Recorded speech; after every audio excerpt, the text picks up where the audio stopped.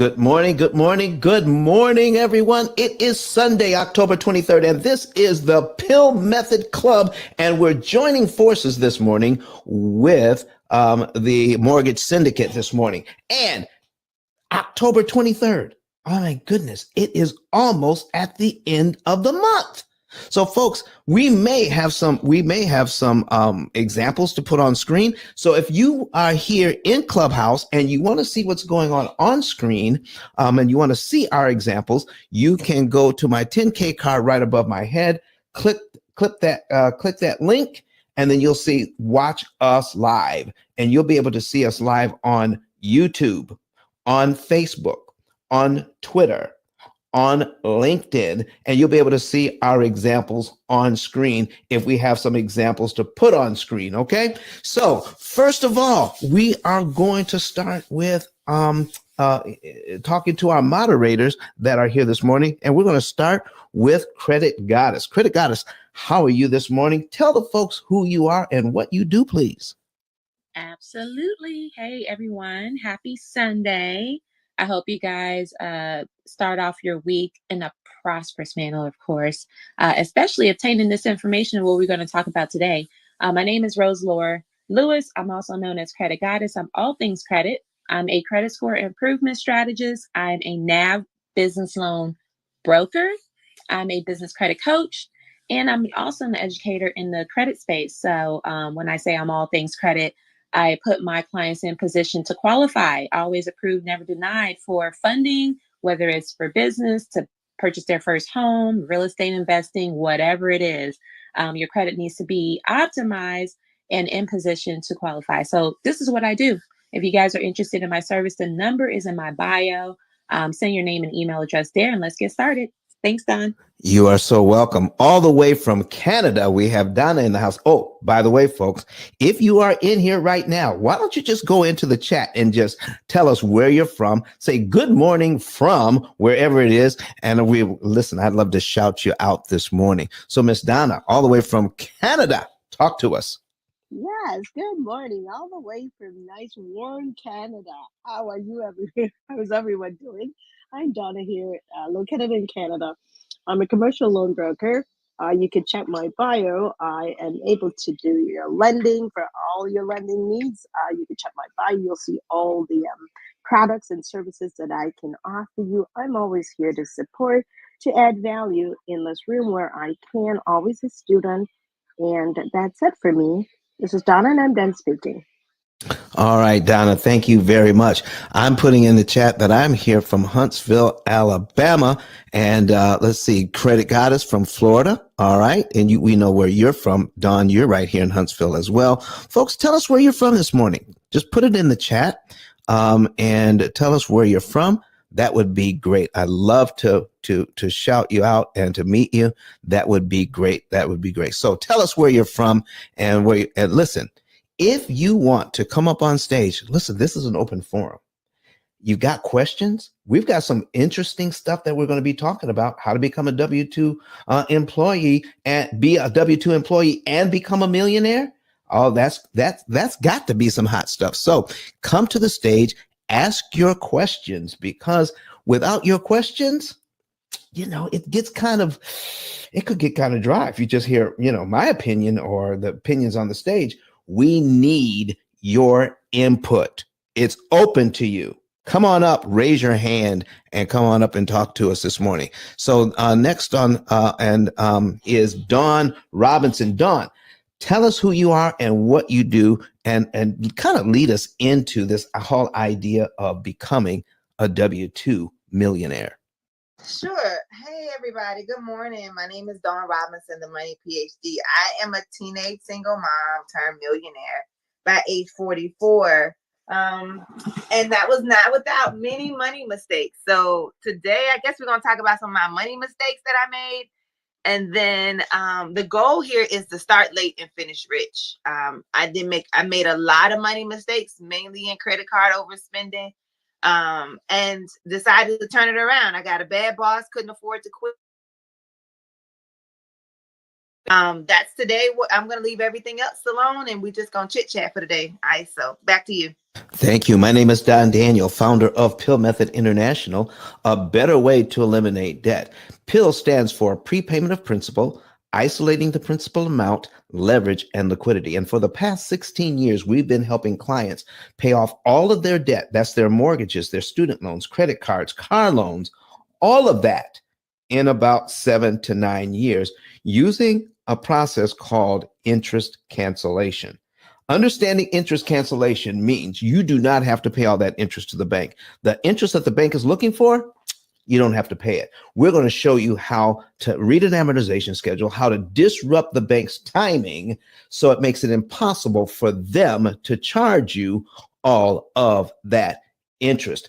And we use a computer system, artificial intelligence, to match up against the bank's computer so that our computer will tell you how much money to move, what month to move it in, what day of the month to move it on, and which loan to attack to maximize your interest savings using your current budget. You don't need to make more money. What you need is to pay less interest. And what we're going to show you is to focus on interest cost instead of interest rate. All right, folks, remember that. We're going to focus on interest cost instead of interest rate. And pretty soon, a lot of the experts are predicting, everyone here on stage, that we're going to be going to double-digit interest rates here soon. We just closed at 7.23 on Friday with interest rates. Now, we're going to do a show fairly soon on what if interest rates go to 10%. I'm going to show you how you can do well even with a 10% interest rate. Don't let the interest rates fool you, folks, because the interest that the bank is looking for, you don't have to pay. In fact, if interest rates go to 10% and you can still afford to buy a house, you can actually do better at the higher interest rates than you can do at the lower. And I can't wait to show you. But that's not our focus here today, folks. Our focus here is talking about how to become a W-2 millionaire. And listen, Dawn, we want to build this thing from the ground up. So take as much time as you need and let the folks know what's going on. And folks, anytime you want to ask a question, come on up to the stage. We're going to be watching the audience like a hawk to see if hands raise. Dawn, it's on you. Hey, Dawn. Hey, everyone. So I think for me, I thought this was an important topic. And I'm glad you actually picked it because most people think you have to do all this fancy stuff. I'm in the clubhouse streets often, and I always hear you got to have 921 doors. You got to do hard money. You have to do crypto. You have to do all this funny stuff that a lot of us don't understand. And it just seems a lot risky to me. That's just my own personal opinion. And I am a financial fundamentalist. I too started out using OPM. You hear that? People say it's use other people's money. At this point in my life, I say use OPM, other people's mistakes.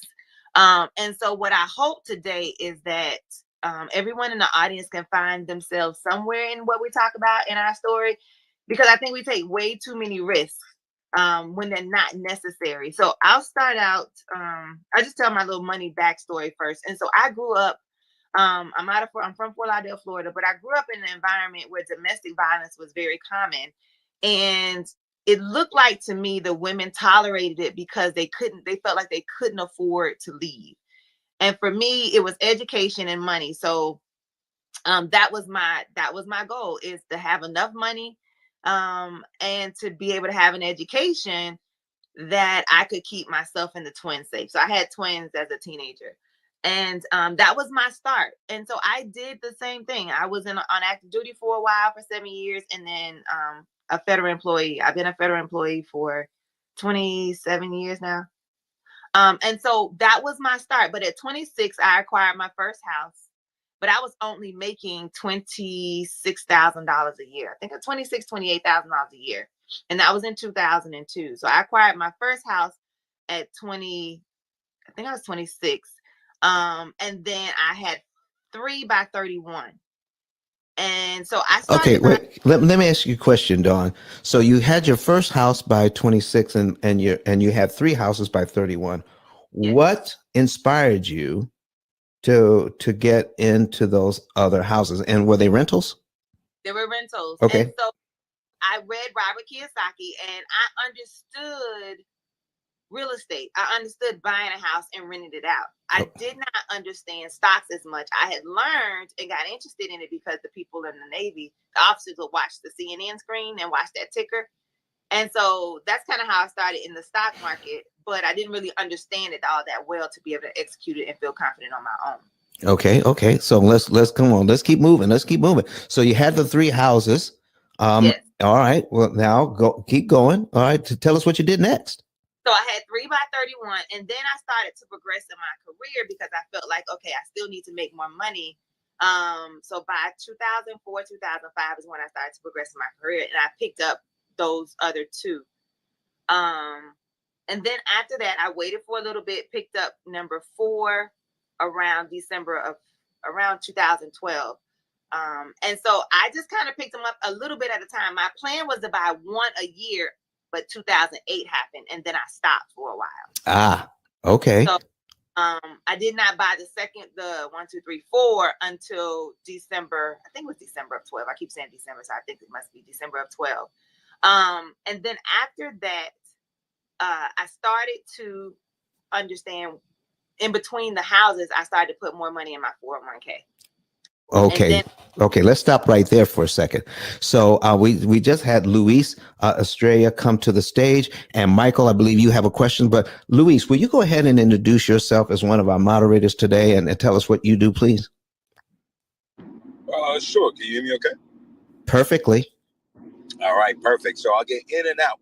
My name is Luis Estrella. I'm a vertically integrated licensed realtor here in New York, New Jersey, and Dominican Republic. I provide commercial and business purpose loans, as well as real estate loans as well. So definitely feel free to tap in. And every single Wednesday here on Clubhouse, we teach a class on how to buy houses for $7,500 and getting access to more than $85,000 in down payment and closing cost assistance. And our club is called Everyone Deserves a Home.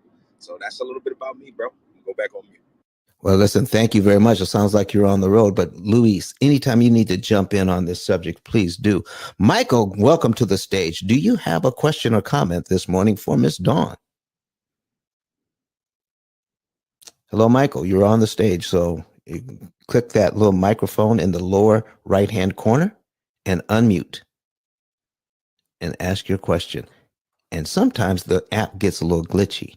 And if you're trying to unmute and it's not working, go out of the room, come back in, we'll bring you back up, and then you'll be able to ask your question. Okay? So, Dawn, while Michael is trying to work out his technical issues, go ahead and pick up from where you left off. So, you've started putting more money into your 401k. Why? I just knew that was the thing to do.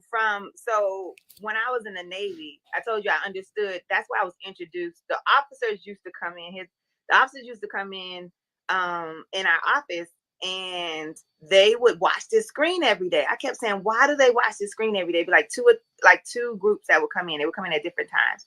And so I would just watch them. And I'm like, something's on this screen. And that was the ticker. I didn't know what it was. I just saw a red line and a green line. They would watch it.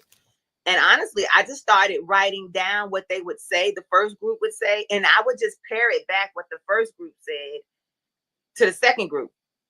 And then eventually they thought I knew what I was talking about. And that's how I got in the kind of investment fold. Okay, so what was Morningstar, 52-week high, 52-week low. But that's how I kind of got introduced to stocks, but I wasn't confident enough to do it on my own. So what were they watching?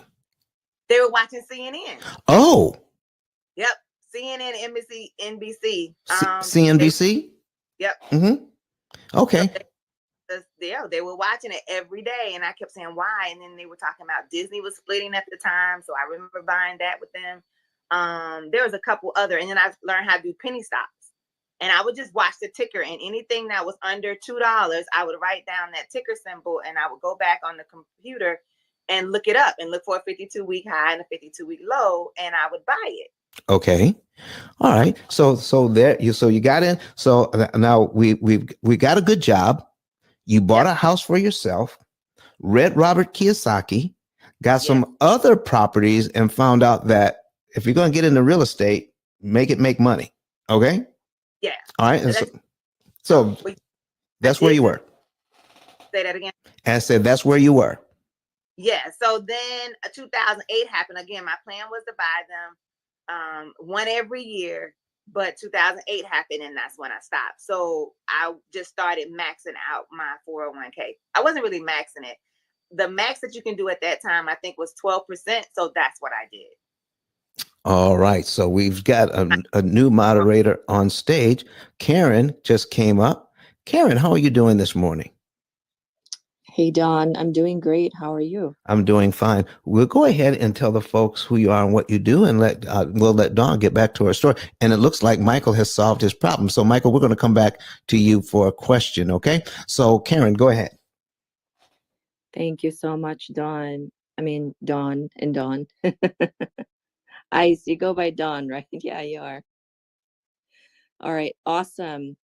Dawn, that's a great story. And that's kind of how I started too. And when I studied the stocks from 2017, and then 2020 happened, and I finally got enough courage to do that same thing. But hi, everybody. Good morning. My name is Kareen Mills with a heart on my photo.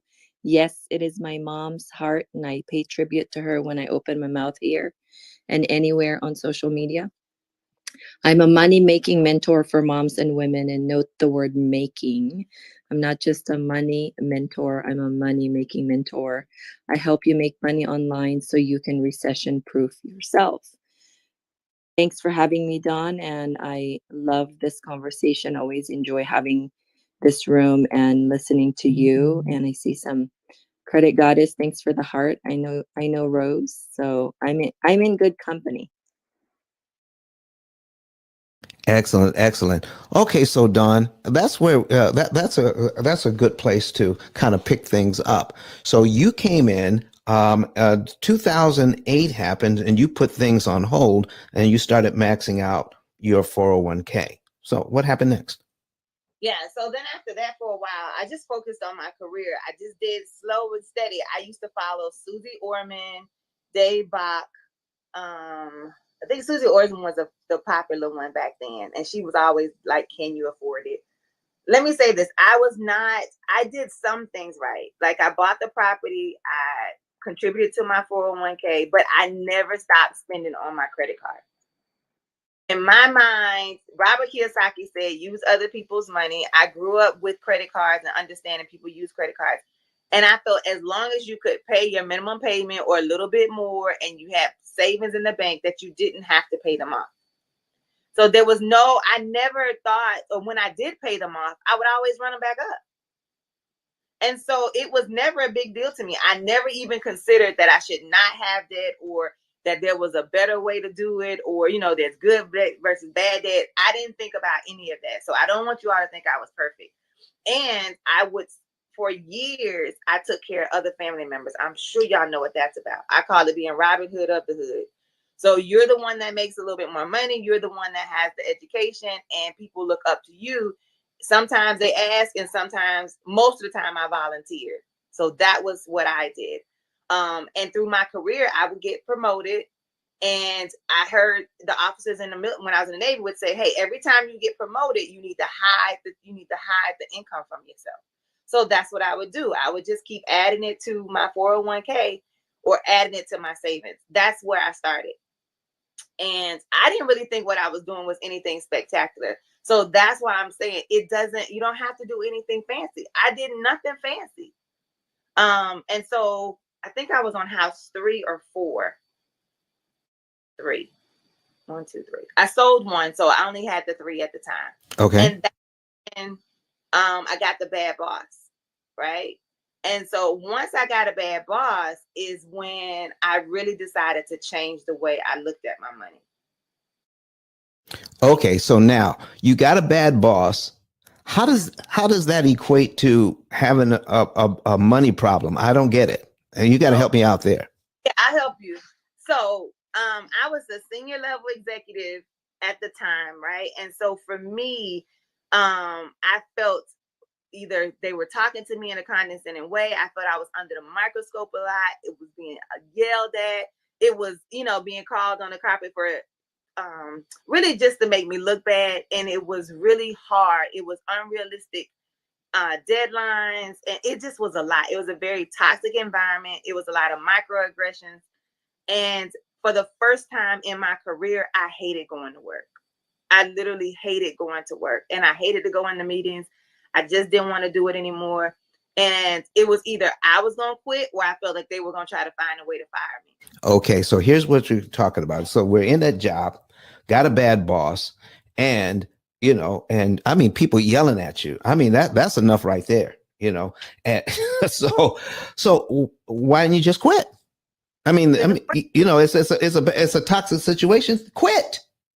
I couldn't afford to quit. Actually, I came home and I was like, I got to figure this thing out because I can't afford to quit. And when I finally, that's what made me look at all my numbers. So before it was, save 6 to 8 months. They said 3 to 6 months. I saved 8. They say buy real estate. I had 3 houses at that time. They said max your 401k. I was maxing my 401k, and I still couldn't afford to quit. The twins had just graduated, but I made sure that they had cars. I had 2 cars. So I was living this lifestyle. My grandmother was on my payroll, and she stayed on my payroll until she passed away in 21. And so I just had what I didn't think was a big lifestyle, but I had liabilities that were costing me money, and I could not afford to have an income change where I went down to 0. So when I looked at all of my liabilities, I was $140,000 in debt. And so let me tell you, part of that, I've never said it before, but part of that is some legal fees that I did to fight this toxic work environment. So let me just share that since that's over now. But yeah, it costs a lot of money to fight that too. And that was the main thing. I couldn't afford to quit. And so I literally made a plan like, okay, if I lost my job or what happens, what would I do? I knew I had a house. Instead of living in the big one, I would go to a small one that was like $500 a month. I would go to that one. I had to pay for a car. So I was just trying to have a plan. I need to have a plan for worst case scenario. So when you hear me talk, it's about how do I go to survival mode from being on top of the hill, right? So that's where it started. I was $140,000 in debt. I was like, if I want to stay, I need to be able to move in a different way. So I paid off the $140,000 in 17 months, and I moved to Hawaii because I figured if I still have to work, where do I want to go? Who do I want to do it with? And where do I want to be? Okay, that's a good place to take a break. We got 2 new people on stage. We got Drew, we got Oteven. Oteven, how are you doing this morning? I'm well, Don. How are you? Doing fine. Listen, haven't seen you in a while. I know. I keep hearing that. Listen, so I'm going to have you introduce yourself. I'm going to have Drew introduce himself. And so go ahead and tell the folks who you are and what you're doing. My name is Oteven. I go by OT. I'm a real estate agent in Rhode Island and Mass. I am also a very, very new investor. I recently started hosting an Airbnb. I got a lot of things going on. I guess my sabbatical from Clubhouse really has been so that I can be proactive about everything that I've learned because, there's so much information on Clubhouse. And really, it's really just about execution for me. So I've been on a sabbatical, just improving, making, like I said, working on my investment. I had a 3-unit that I bought with my mom. I renovated the 3rd floor. That's where my Airbnb is. And I'm actually working on my 1st floor today. I'm on my way to Home Depot. So. All right. Well, thank you for jumping in here. Drew, what's up? Drew B, what's up, man? What's going on, Ice? Listen, man, I'm This glad you. morning on Sunday. Listen, man, I'm glad you came in here to join us today. So, introduce yourself and tell the folks who you are and what you do. And if you have if you have a little piece to put in there on becoming a W-2 millionaire, you can drop a couple of nuggets for us and let Dawn take a break, get a drink of water, and she'll come back and finish her story. Cool. Yeah, so I'm gonna introduce myself real quick and then chime in a little bit. I'm in the sauna, so I may be out of breath, so bear with me. What's going on, everybody? I'm Drew B, short-term rental operator from the DMV. I went from 0 miles to 6 units in 90 days, and I hired my W-2 in 104. I help people get started in the short-term rental Airbnb space, as well as scale your business. So if you're interested in that, connect with me. I'm also in the process of creating a course that I'm planning to release next month. So if you want to be put on that waiting list, text the number in my bio. And we're also giving a few courses away for free. So definitely tap into that. I'm also a commercial loan broker. I get businesses and real estate investors funded. I'm a strategist. I'm all about the numbers. And interest cancellation is huge. Looking at amortization schedule, all that is of interest to me. That's why I'm here to show support to my guy Ice. A little bit about my journey and how I leveraged my W-2 to go out and put me on this entrepreneur path was, through the course of my journey, I held a lot of positions. I managed people. I rolled out plans and things like that. And what that experience allowed me to do was get familiar with how businesses operated internally, right? So when it was ready for me to make my jump, I can effectively run a business. I can train people. I know, what a P.I.L.L is, balance sheet, leveraging those experiences and carrying it forward was something that I was very, very intentional about, as well as just being comfortable, getting uncomfortable, right? Starting off, graduated college, all that good stuff. I was, an introvert, right? Didn't like to, spark up random conversations with people. But being, or even volunteering and, speaking on stages at conferences and moderating panels kind of opened me up. So now that, I'm an entrepreneur, I can, feel comfortable having these conversations, interfacing with high level executives like COOs, CTOs, things like that. And, that's what I'm currently leveraging to put me on that millionaire trajectory. I haven't hit that million yet, right? Definitely building and scaling to get there. So I'm leveraging short-term rentals for that cash flow piece, and I want to leverage that cash flow to acquire more assets and ultimately turn those assets into short-term rentals as well. I have the business already built. We have systems, processes, VAs team, handling communication, all that good stuff. So, I'm focused on property acquisition, getting that unit design, photography, all that good stuff done, and inserting that into my business so I can continue to grow. All right. Thank you. Thanks, Yeah. Drew. Appreciate that, man, for chiming in with us and jumping in here with us this morning on Sunday morning. Folks, you are in the Mortgage Syndicate this morning. If you are new to the Mortgage Syndicate, go ahead and click that green house at the top and join the Mortgage Syndicate. This is the P.I.L.L Method Club, and we're joining with the Mortgage Syndicate this morning to get this information out. All types of information on real estate, all types of information on growing your wealth, all types of things to know. What if you have a W-2? Can you become a millionaire with a W-2? And we have somebody on stage that's actually done that. Miss Dawn Robinson has come in and said, I'm going to share. I asked her to share her story with you, and she said yes. So listen, folks, we're going to jump right back into it. But first of all, I want to take a quick break here and just talk a little bit about what we do here at the P.I.L.L Method in helping people to understand how they can cancel up to 75% of the interest they were supposed to pay when they signed those loans, whether it's a mortgage or student loans or credit cards. You don't have to refinance that stuff. You can pay a lot less interest cost if you just know what to do. In fact, someone we met not too long ago has done just that, And I'm going to let you hear from him. His name is Dr. Eric Thomas, and some call him E.T., the hip hop preacher. I need you to hear what he had to say and about how he made things a lot easier, a lot smoother, and reduce the stress of owning a home and made his wife feel a lot better. Listen in. Listen to me, y'all. But one of his mentees took us through one of their programs, and I paid off my mortgage. But guess what happened? My marriage went to a whole nother level. And you know why? Because my wife is a security freak. And even when I blew up, my wife would be like, oh, you blew up, but how long is you gonna keep making this kind of money? I was like, I don't know, forever. She's like, you sure? Because I'm gonna keep my license as a nurse just in case you don't. So when I paid the house off, my boy was like, you ain't gotta do that, you can do this. But when I paid the house off using that program, it took the stress level all the way down from my wife because we no longer had a mortgage. Does that make sense? That thing that was coming every month, that was getting on her nerves, we didn't have that no more. And so she was at rest.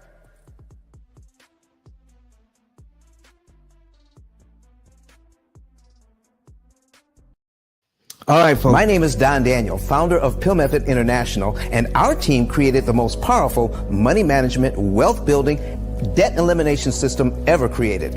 At our recent seminar in Nashville, Tennessee, the keynote speech was delivered by the #1 motivational speaker in the world, Dr. Eric Thomas. E.T., as he's also known, mentioned he paid off his mortgage in 4 years using the P.I.L.L Method. I invite you to watch and listen. Listen to me, y'all. But one of his mentees took us through one of their programs, and I paid off my mortgage. But guess what happened? My marriage went to a whole nother level. And you know why? Because my wife is a security freak. And even when I blew up, my wife would be like, oh, you blew up, but how long is you gonna keep making this kind of money? I was like, I don't know, forever. She's like, you sure? Because I'm gonna keep my license as a nurse just in case you don't.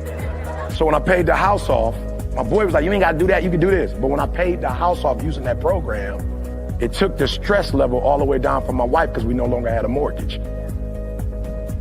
Does that make sense? That thing that was coming every month, that was getting on her nerves, we didn't have that no more. And so she was at rest. Did you hear that? No mortgage, no stress. If you would like to become debt and mortgage free within an average of 7 to 9 years by cutting your interest costs by up to 75%, go to pillmethod.com and request a savings and earnings report today. All right, folks, you heard it. So listen, do what Dr. Eric Thomas did. He found out how he could pay his mortgage off cheaper and faster by canceling interest.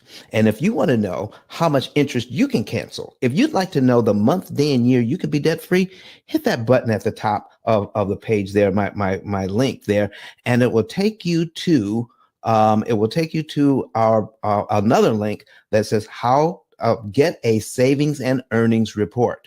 Once you get that savings and earnings report filled out, someone from my staff will get that information and set up a consultation for you. That way you can know the month, the day, and the year you can be debt free. All right. So folks, listen, thank you so very much for that. And we're going to get right back into that story. And if you're online, if you're watching us online, I want to say good morning to you. And let me see who do we have here? All right. We have Kim online on Facebook. Thank you very much, Kim, for being here. We got Stephanie Rice viewing in this morning from I don't know where you're from, Stephanie, but thank you very much. But she's watching us on YouTube. All right. And then we have several other people in here we got folks from Seattle. We got folks from Florida. We got folks from Alabama. We got somebody from somewhere in the USA that said, and we got Los Angeles in the house. We got Atlanta, Georgia in the house, and Donna from Canada. So, and we've got folks from New Jersey and New York. Thank you so much for being with us this morning. Dawn, so today we're talking about how to become a W-2 millionaire. And if you're new to the room, Miss Dawn Robinson, who says she's made some money mistakes along the way, has said, she's kind of gotten the cheat code here and turned those mistakes into millions. So Dawn, tell us, what did you do next? So when I look at my debt and look at my spending, that's when I realized, okay, I have $140,000 in consumer debt. And I looked at first, I noticed the interest, like how much the payments. And I think if I'm remembering right, this was about, I think it was 2016 is when 2016, 2017. I can't remember. But when I looked at it, I was $140,000 in debt. But it was like $30,000 a year were going out in payment. So it was like $2,500 in what I call debt payments that were non-mortgage payments, but that was going out. And that was surprising to me because I never looked at everything. I've never bounced a check. I've never been overdrawn, which is actually pretty good considering I've been a single parent for I was a single parent for my kids' life. But just understanding that how much my money I was giving away. And if I just didn't have those payments, how much money I would not have to, pay, or what would my life would be different, the expenses. So what that means is if I needed $5,000 to live off of it, and I didn't have $2,500 of debt payments, that I really only needed $2,500 to live off of. I had guaranteed income. Well, not guaranteed, almost guaranteed income. I had rental income. So I could live if I had no earned income. And so my goal really at that point was just to figure out, if I ever have to leave, if I ever lose my job, what is the number that I need? And I think that's one thing that most people don't do. We keep saying we need to make more money. We need to make more money. And because I was in that situation, that's why I say it's not an income problem. It's a spending problem. And so it doesn't mean eat beans and rice. It doesn't mean you have to eat by candlelight, but it should mean you have to know your numbers. You have to know how much money you have coming in and how much is going out. When I finally looked at that number, I was $1,300 over what I was bringing in, and it was going to my credit cards.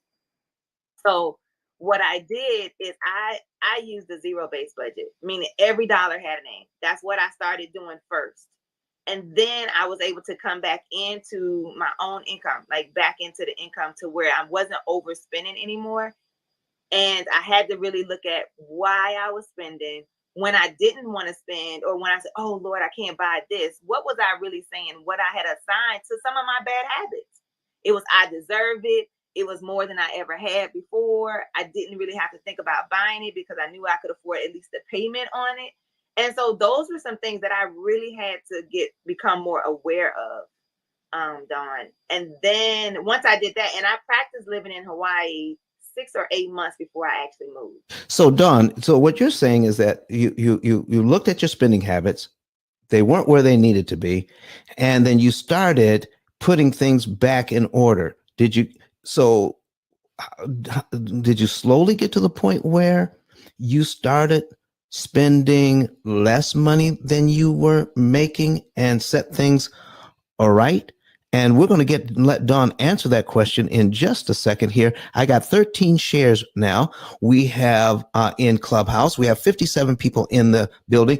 Listen, folks, if you think this information is on point, if you want other people to know it, if you like it, go ahead and share the room. Let's get it up to 25 shares. We would appreciate that very much so other people can hear what Dawn is talking about. Because listen, if we do this thing right, if we do it right, our money that we make is not to just be spent to make other people rich. Our money is to be produced so that we can produce passive income, and you should be able to live off the passive income while you're growing generational wealth for you and your family. Folks, that's what we're talking about, and we're going to do it all on a W-2 income. Dawn, back to you. Answer that question, please. What did you do? When did it change slowly, or what happened? When did you know you had hit that goal? Well, the goal of knowing where my money was going. Yes, and knowing that you were spending less than you're making. So let me tell you, I remember coming home from work. I was so frustrated. I was crying. I remember I was like, something's got to give here. And I sat down with all my bills and everything, and it was like, oh Lord Jesus, it's a fire. No, it wasn't slow, because I didn't want to ever be reactive. So for me, I needed to be proactive. So I pretended like if I lost my job that week, what was I gonna do?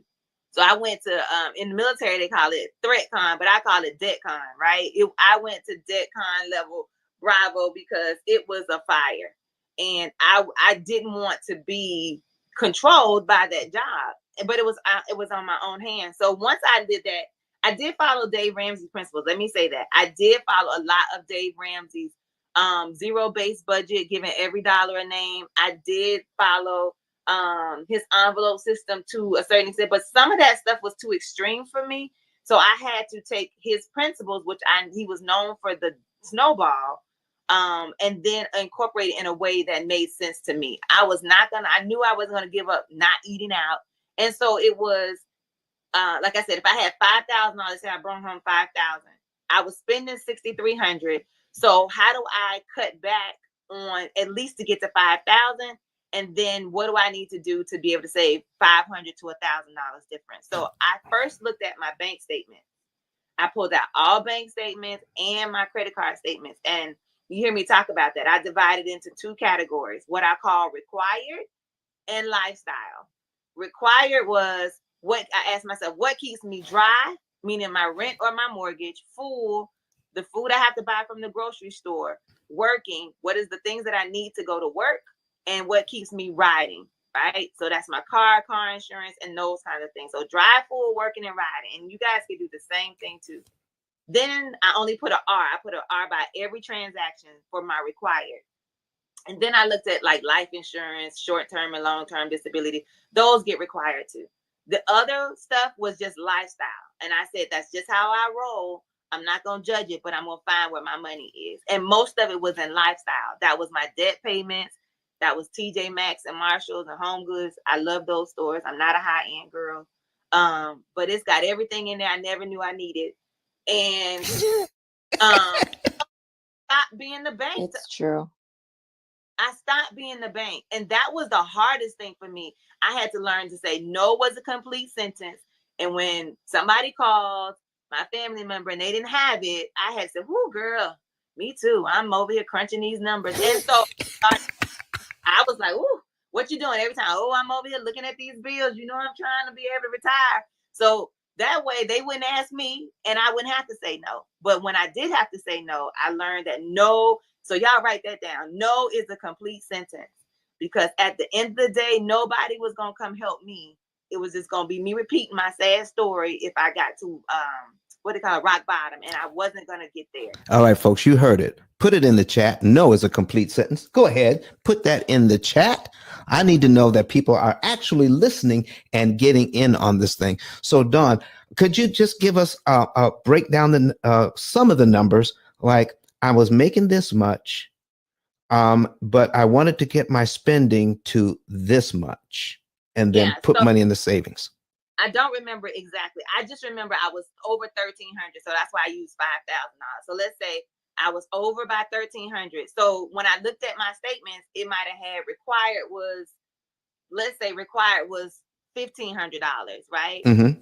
And then the rest of it, the other 3,500 was in lifestyle. Okay. Right. And if you guys do it, you will see that what you actually need to live and what you are spending on how you roll is the thing that's stealing the money from you. Because I was making $26,000 when I first started. And then when I got to 100,000, it still wasn't enough, right? I was thinking I need to make more money, but it was just going out the window. It was just, I was eating it. I was wearing it. I was giving it away. And so that was the first number. So I knew I had to get in between the 5,000. And then I looked at all my transactions. So I saw TJ Maxx, I saw Marshalls, I saw McDonald's, eating out, and all of those things. And so I said, okay, it looks like based on these numbers, I could save $1,000 a month. Wow. So Dawn, I listen, I have if I can chime in here for just a second, I have a client that said, I would like to be your client, Dawn, but one of the numbers you asked me for is discretionary income. meaning how much money do I have left over after paying the bills? And she asked me, well, what do you do for clients who have nothing left? So I asked this question. I said, can you pay all of your bills each month? She said, yes. I said, can you pay all of your bills each month without dipping into your savings? She said, yes. I said, are you using credit cards to help pay your bills? She said, no. Okay, so that means there is some money there that's going unaccounted for because you can pay your bills every month. All right, so I knew that. So we sent her out a budget sheet. She filled out the budget sheet. She's supposed to get back with me when she had it all done, but man, it took her a while to get that thing back. So when I asked her, so when she finally sent it back, she said, and I asked, why did it take so long? She said, because I had to do the budget sheet 3 times. I said, why did you have to do the budget sheet 3 times? Because I said, after I paid my bills, the budget sheet said I had $2,000 left over each month, and I don't know where it was going. That's where we started our conversation. That's where we started to help her. Is that what you're talking about, Dawn? Yes, and that's what happens. Like even with most of my clients, they find $500 to $1,000. Okay. Because oh, now, wait a second, Dawn. I know you want to get going, but everybody here on the stage is going to ask, how do you help your clients find $500 to $1,000? Everybody wants to know that. And if you do want to know that, put it in the chat. How do I find $500 to $1,000? Go ahead and put it in the chat right now. Go ahead, Dawn. Tell us how we do it. I just told you, do those 2 lines, required versus lifestyle. The thing is that nobody wants to do this part because it's not sexy. I'm not telling you to give me $75 for crypto and it's going to be $2,900 tomorrow. I'm not telling you to do anything fancy, and nobody wants to do this part. Nobody says, oh, I don't make enough money to do a budget, or I don't have time for that. It takes too much time. But just an awareness will make you spend differently. And I've never even, if I tell you, you won't believe it, I have never balanced my checkbook. What? Nope. I've never balanced my checkbook, and I have never bounced a check. It's because of the system I use to keep up with my money. I still to this day do not balance my checkbook. Okay. All right. Yeah, I know, right? But yep, I've never bounced a check, and I've never balanced it because I don't want to do the onesie, twosie, $2.19. You have to do that at first to see where your money is. But like I said, the system I use, I don't have to keep track of that kind of stuff. And I still hit my numbers every month. I'm consistent. I know when I'm ready to, like, I'm getting ready to do that now. In January, I'm leveling up the amount that I am putting towards my mortgage so I could be debt free. And yeah, I don't do that. So that's the main thing that most people want to do. And they feel like I work hard. I don't want to do this. But we're so busy looking a certain way. And we can say that we don't want to impress other people. But most of the time, it's within ourselves. It's the insecurities. I had to talk to my own self about where I was in my life. There's a book called How the Mighty Fall by Jim Collins. It's a business book, but it talks about the 5 levels of decline and how big businesses are at the top of their game, like Kodak and Kmart, and then how they don't pivot and they end up losing everything. And that book was very profound to me because the first phase of How the Mighty Fall is, he calls it ego of hubris. Basically, it's like ego of success. And so for me, it was, I was making $26,000 a year, finally making good money, quote unquote, good money, which most of us make nowadays. But I never stopped spending. You get a better car, you get 2 cars, you get a bigger house, you get a better house, you buy this stuff, you go on more vacations, and you didn't go on any vacations before when you're a kid, and now you go on every vacation. I did all of those things. I overcompensated for being a single parent. So I did all of those things that are common to most people. And so I never considered that was really stealing my wealth. Then the second phase is called the undisciplined pursuit of more. And that's when you get more vacations. You start going on, you have more than one car. You do all of this other stuff. You eat out every day when we were working in the office. So you start doing all this stuff, but the money starts to get a little tight, but it's not detrimental yet, right? But you still won't stop enough to say, hey, let me see if I can make something, I could do something different. That's kind of where I was. Now, if you don't stop, then you will go into what they call phase 3, and you're going to start spiraling down. You'll start buying crypto. You'll start trying to do all this fancy stuff and start grabbing for straws in order to find more money, in an attempt to make more money versus control what you already have first. And it's going to be a spiral down that you likely won't be able to control, because it'll go too far and you won't be able to pull yourself out. So that's kind of what happened with me. I wanted to make sure that I stopped it at that point. Okay, so you did that. So, folks, you are in the Mortgage Syndicate this morning, and the Pill Method Club has come to the Mortgage Syndicate, and we are sharing this space so that we can take this information from inside of us, outside of us, to you. And we have 18 shares right now. Let's see if we can get to 25. Let's go ahead and share this room out to folks. And listen, if Dawn is resonating with you, if she's saying something that resonates with you, if you want to know more about it and you want to ask a question, come to the stage.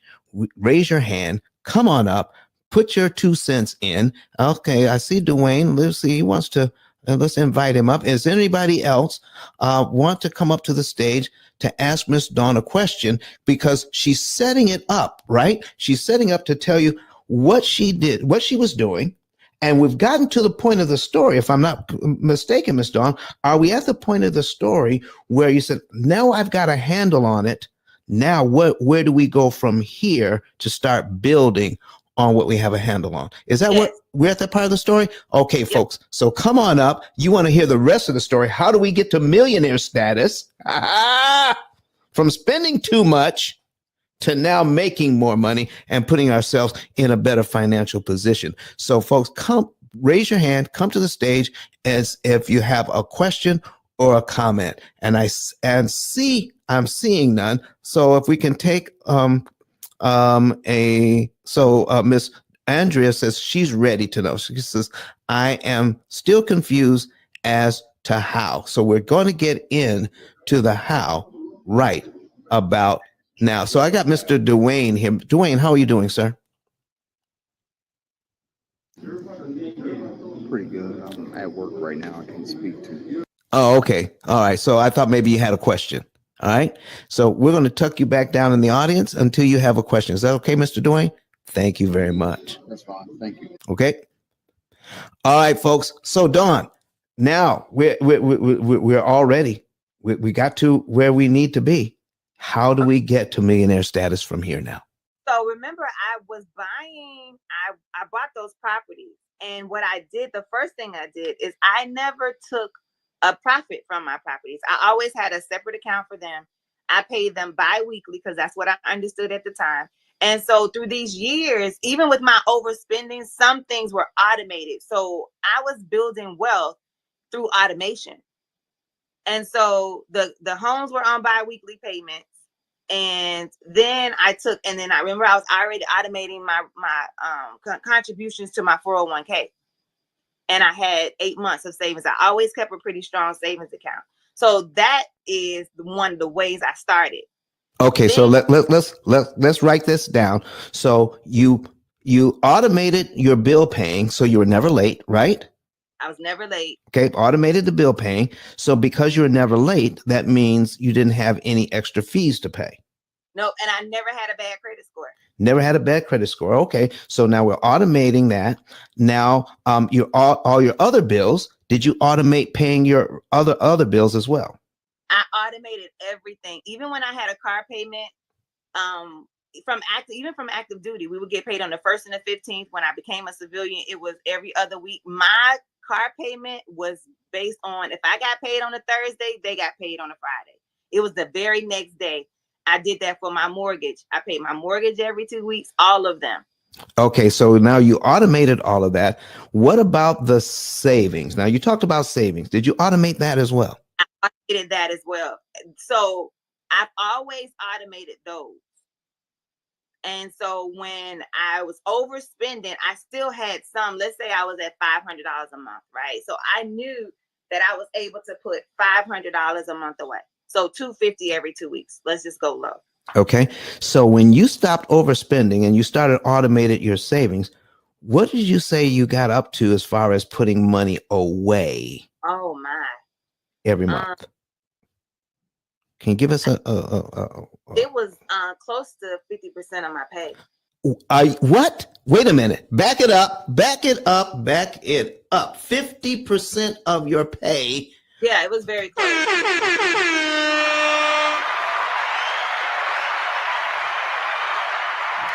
Okay, for folks, I think I'm zeroing in on it.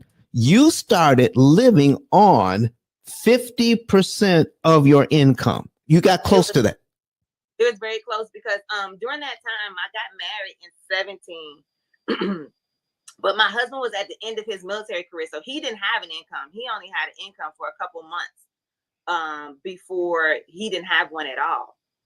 And so we saved his money, but we always lived off of just mine. And so I started single and I left it that way. But I was living about almost 50% of my income. Okay, so now we're at 50% of your income. We're putting money away. Talk to us about the real estate and how we got to, what is it? When you say millionaire status, is where are you talking about your, what is it? What's that word they call it? My net worth? Your net worth. That's it. Net worth. Yeah.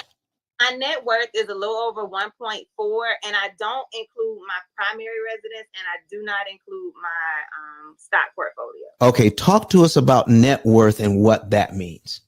So net worth is what you own minus what you owe. So when you say I own my house and your house is $400,000 and your mortgage balance is $200,000, you have a $200,000 net worth. But if you owe $400,000 on your home and let's say $40,000 on your car, right? And the car you can zero out. But if you owe $380 on your house, then you only have a $20,000 net worth. That's hopefully you don't have credit cards. I'm just trying to keep the math simple. Okay, so here's what I'm hearing from you. Based on what the properties that you own and what you owe on them, you actually have a credit balance of over $1 million. It's worth more than $1 million more than you owe on the properties. Is that what I'm hearing? Yes. Plus the cash you have in the bank? Yes. Okay, but that did not include your personal home. No. Oh, and your stock portfolio. No, I don't count that either. Oh. I can't get to it, well, you can't get to the equity on your properties. It's hard to get to. Okay. So my whole goal is to be a paper millionaire on this next go round. Okay, I hear you. So listen, take a break right quick, get a drink of water. We got Mr. Byron Holman on the stage. Byron, how are you doing this morning from BOB? Oh man, I'm blessed, man. Always good to be in good company, man. Listening to Don, man, is always refreshing, man. Both Dons, you know what I mean? So, Listen, tell us who you are and what you do, and what does this conversation do for you today? Talk to us about being that millionaire. Well, here's the deal. My name is Byron, real estate entrepreneur out of Houston, Texas, primarily focused on the wholesale space. I also do a little bit of creative finance, fix and flip, new construction, and new to the build to rent space. It's crazy that we was just talking about that because I'm in the process, done of building 22 doors within the next 6 to 9 months. That's the trajectory. Just in those deals, Don. And it's funny. I just left Keto's room, and we were talking about just building wealth over time, and what that looks like, and how important it is to change the trajectory of not only the neighborhoods that we come from. You know what I mean? Because I'm real passionate about that. It's funny. We got gangsters, right, and gang members fighting over areas that they don't own no piece of. Wow. Right? Yeah, we got gang members fighting over areas where Mama and Papa are about to lose the house to gentrification. Right? Wow. We got, you know what I'm saying? And so for me, the mission kind of goes deeper. It goes deeper for me because at the end of the day, this is real life. This is what we really seeing out here, not only in the streets but in the areas where we come from. So I take this mission of owning real estate, this build to rent mission, very seriously. You know, I was talking to the lady, and just with these bills, you know, once complete with how good I bought them, and you know, and with, you know, with the guys that I work with on my new construction, and just the experience that I've had just doing a lot of fix and flips and new construction and being a part of them, you know, my net worth, you know, just we was talking about net worth, will go up probably close to 2 to 3 million. Wow. Just on, you know, these couple deals that I got going on. And so for me, and I don't really feel like I'm doing nothing special. I don't feel like I'm doing nothing special. And I don't feel like I'm doing anything that nobody else can't do. I think it's just a matter of understanding, number one, how to get a property at a really good price, and it's very possible. How to get into assets with little to no money down. How to position yourself as a value add to people who could be or potentially are in distress and could be, you know, at risk of losing a property. I think it's just that simple. Of course, it's not just a flip of a switch, but it's possible. And I just want to shout out to everybody that is on this mission, and hopefully we can get more of us on this mission, Don, that are not as fortunate as like a Don or you, Ice, or Credit. You know what I'm saying? Credit Goddess, or Karen, you know, Donna and Andrea. Hopefully we can get people who are not as fortunate to get on that same mission and start owning some of these areas where they gentrifying as well. Well, let me ask you something, Byron. So now that you understand how to do this for yourself, what are you doing to help people to get to where you are? Because you just said that you want to help people to get there. What are you doing to help people to get there?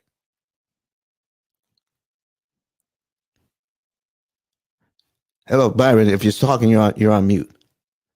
You know, one thing I do, Don, is I wake up every single morning and have done it consistently for free. On B.O.B. Yes. For the last year, consistently at 6 a.m. Central Standard Time. Wow.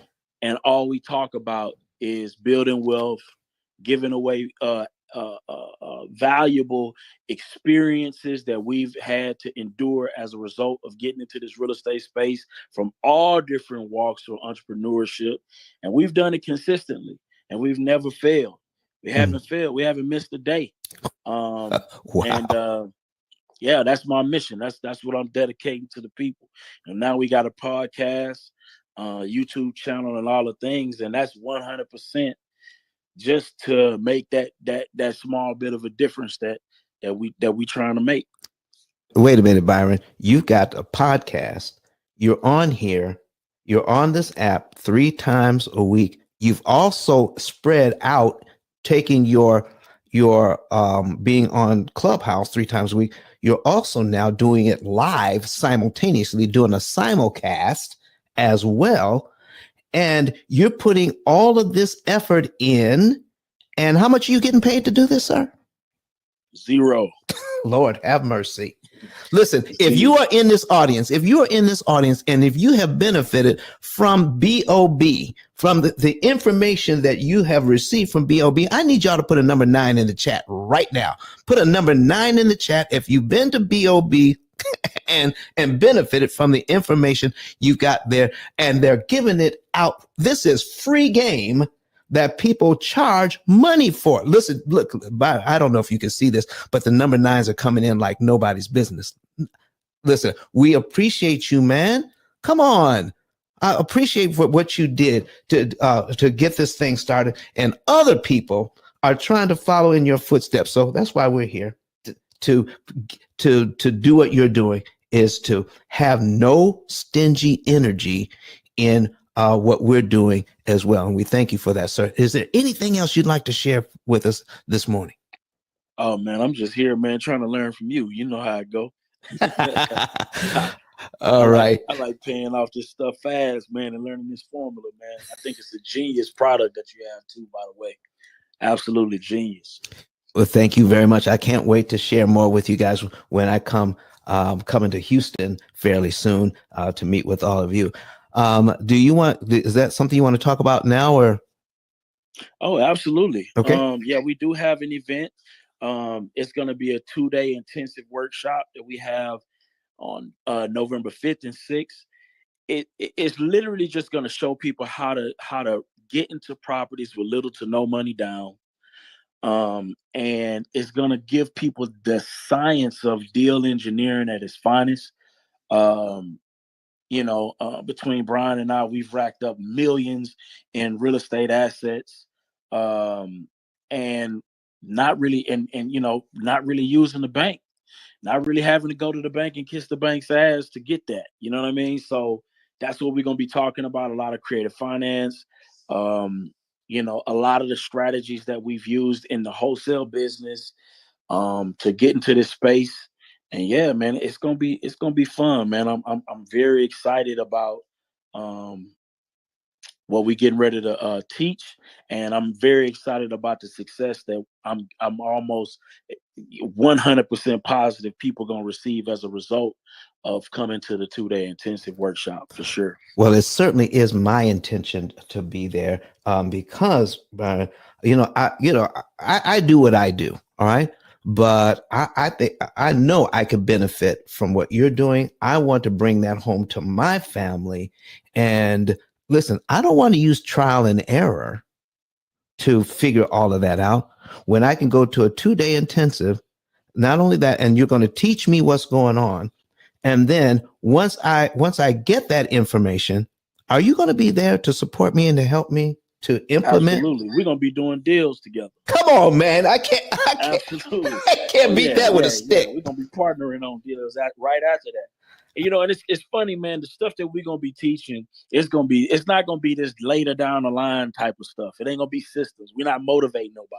We literally showing people how to get into these deals, the exact way we get into these deals and make money immediately, So that's what it's going to be focused on. Thank you so very much. I see Miss Andrea here on stage. Miss Andrea, did you have a question for Miss Dawn this morning? Is that why you're here? I'm actually here because I'm a student always on a daily basis, but I came in kind of late because I actually slept in late for once. Oh, come So on. the question I was having for Miss Donna was, is it Miss? No, Miss Donna invited me on stage. The question was for Miss Dawn. I am sorry. Go right ahead and ask your question, please. Okay, being that I got on a little late, that's why the first question was how, because basically I'm in a situation space. So the situation space is I was a chef on Amtrak for 16 years, between a chef and working in first class on Amtrak for years. And then as life takes us through our whirlwind, to make a long story short, my husband was working for the hospital for 30 years, but then he had 2 strokes and then coronavirus, and this was all in less than 5 years. So our whole lives have turned completely around. So now I'm in a situation space where I need to learn how to shift everything around. In my mind, when I wake up, yeah, I'm a millionaire, but the reality of that has not come to fruition yet. So I'm always going to have hope because I pray on a daily basis. However, I need to know how to get there with what I do. Yes, I'm a public person or public relations person because I had to be an Amtrak. So I did not have a choice. I wore Amtrak on my sleeve. So it didn't matter if I was walking through Madison Square Garden, New Orleans, Boston, wherever I worked, I always had to represent where I was from. But that was that. Now there's just me, which I can represent myself at any given time. Okay, then. So I need to know how to get to a different situation ship so that I can bring my knowledge to the table, whether it's, you know, getting into a whole different space, which is now going to be real estate. There are so many points to this umbrella. It's phenomenal that I'm learning all this stuff now, which I would have never had the chance traveling as much as I did. There's no way I would have had this chance to even meet any of you, to listen to any of this knowledge, to gain anything. So I feel like my cup runneth over with education that you guys are, you know, bringing to the table every day, because I've already been through the purchasing my first home in 2010, losing it to foreclosure in 2014, you know, having to leave my job because I have to take care of my husband who had the 2 strokes and coronavirus and is no longer physically functioning the way he used to. So Okay. now so to speak, the Othello piece has flipped over, but I Okay. still have to maintain. All right. So, Miss Dawn, you hear that? So let's take us to the money now. Take us to where we can level up and get to where we need to be financially. And I think, and let's end it up with what you say is how to make work optional. Can you take it there? Yeah. So Andrea, thanks for sharing. I have to tell you, I still work my same job. So I'm just starting to enter into entrepreneurship. Only the last year or so have I started to teach people under a fee, but most of it I've done for free, what I've done. And so for me, it's about really looking at your expenses, your income minus your expenses, being able to consistently save that. And when I say save, I mean in an account first. I don't mean in an investment account or buy a property first. Because what I have found, and I call it baby mama trauma, because I have been the only one for so long on my own income, I feel like you should have more savings first. I feel like once you learn the disciplines of just being able to automatically save $250, $500, $1,000 a month, you pay it like a bill, then you can do something else, because that's what has saved me. And so I only teach financial fundamentals. I don't know how to do, like you'll hear other people that can do hard money. I have never done hard money. I only know traditional lending. And so for me, it was spending less than I make, assigning it, automating it, and then I never took profit off my rental. So that's how I was able to pay them off a little quicker. And then I learned amortization. I learned amortization before I met ICE, but now ICE has the software. So I was not able to say confirm or deny that it was as efficient as he speaks about. I just know that it worked for me. So that's how it was a really good pair for us to meet up. Now, we remember, and the number, my actual net worth is 1.2 minus my personal property and minus my 401k and those investments. So I said 1.4, it is 1.2. But what I did is I paid them off in COVID. I paid them off in COVID because they were saying, hey, you don't have to pay. And I was still living in Hawaii. And at that point, I had $8,000 mortgages, $8,000 worth of mortgages, and I hadn't bought one pack of ramen. So it was simple. It was simple math for me. And it was I paid off my mortgages. Wait a minute. What did COVID have to do with all of this? I think I know, but some folks need to understand you paid stuff off during COVID. Why is that important to point out? Yeah, because they were telling the tenants that they didn't have to pay. The rent moratorium was in place. And so when we talk about rental properties, and that's why I get a little skittish, is because the only person on the line for those mortgages was me. And so I had to pay the 3 mortgages on the mainland, and I had a $4,000 mortgage in Honolulu. So that's why I said $8,000 worth of mortgages, and I hadn't bought one pack of ramen yet. And so for me, I had always saved my rental money. It was in the account, but I had only had like 3 months for each one of my properties. I think it was about that. And so for me, 18 months, we didn't even know how long it was going to last, was not going to be enough to carry me. Should I lose my income or anything else without going into potentially foreclosure. So I just paid them off. I just wrote a check and paid them off. Okay, so that is another piece, folks. That is another piece. If you're going to be in the rental properties, you have to be ready to answer the question, what if nobody is paying me rent? Can I still keep these properties and not have to give them back to the bank? So is that what I'm hearing, Don? Yeah, and so I've always done that. So every property I bought, now here's the deal. I've always tried to make sure that my income could cover it. So I never wanted to be where I could not afford certain things. I could not afford the mortgage payment, no matter how many I had. If it had to come out of my pocket, then it would come out of my pocket. Fortunately, I haven't had to do that, but that's how I live. Wow. Go ahead. I mean, see, that's awesome. That is an awesome strategy where, if I lose all of my renters, I can still keep the property based on what I'm making. You can, from your W-2, you can still make the payments on the rentals. Right. And I could not have a side gig. So people talk about side hustle. I could not, because of the current job that I do. It is very restrictive. So I could not have another employment. So I had to learn how to do everything under my own income.